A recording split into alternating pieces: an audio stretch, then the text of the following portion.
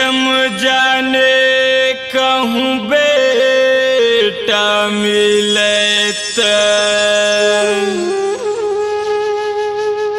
मिले बेटा के दुलार।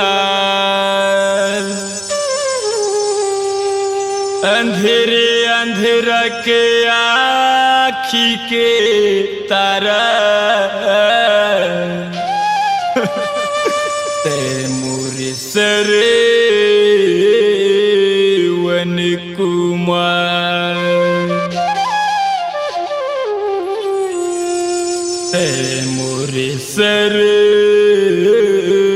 वन कुमार।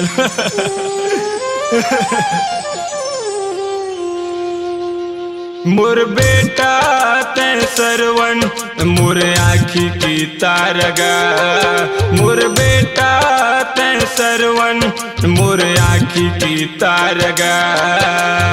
एक तुमड़े पानी भर बेटा प्राण गंवा दीना। एक तुमड़े पानी भर बेटा प्राण गंवा दीना। मोर बेटा तै सरवन मोर आँखी की तारगा। मोर बेटा तै सरवन मोर आँखी की तारगा। एक तुमड़े पानी भर बेटा प्राण गंवा दीना।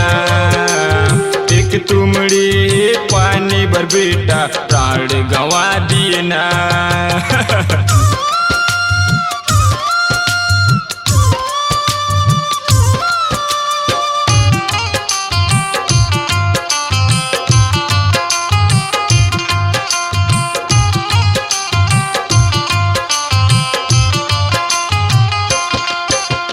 दाई दादा के खातिर बेटा छोड़ अपन तैना रे। दाई दादा के खातिर बेटा छोड़ अपन तैना रे। खांदे महमला बोहे के सरवन घुमाई जंगल झाड़ी। खांदे महमला बोहे के सरवन घुमाई जंगल झाड़ी।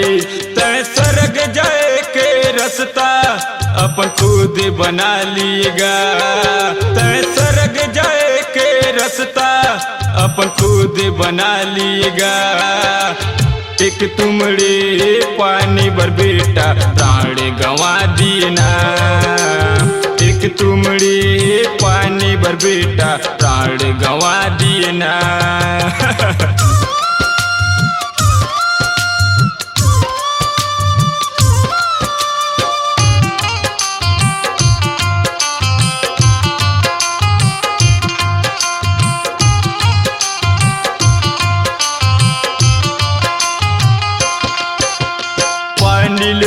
बर जावत रे धरे तै तुमड़ीला।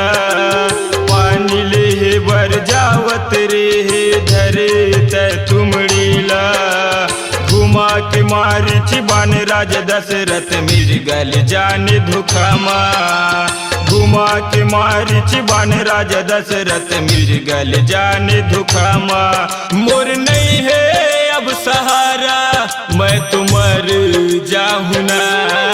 मोर नहीं है अब सहारा मैं तो मर जाऊँ ना।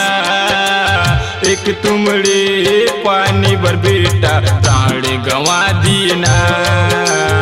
एक तुमड़े पानी भर बेटा प्राण गंवा दीना।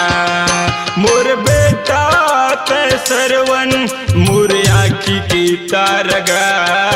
मोर बेटा तै सरवन मोर आँखी की तारगा। एक तुमड़े पानी भर बेटा प्राण गंवा दीना। एक तुमड़े पानी भर बेटा प्राण गंवा दीना। एक तुमड़े पानी भर बेटा प्राण गंवा दीना। एक तुमड़े पानी भर बेटा प्राण गंवा दीना। अपनी आवाज को दीजिए एक नया मुकाम। डिजिटल रिकॉर्डिंग की दुनिया का जाना पहचाना नाम स्वरांजलि, जहां गूंजती हैं ध्वनियां अपनी माटी की सौंधी सुगंध के साथ।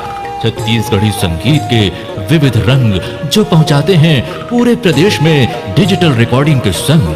स्वरांजलि स्टूडियो, नेमीचंद गली नंबर 2, गंजपारा, रायपुर।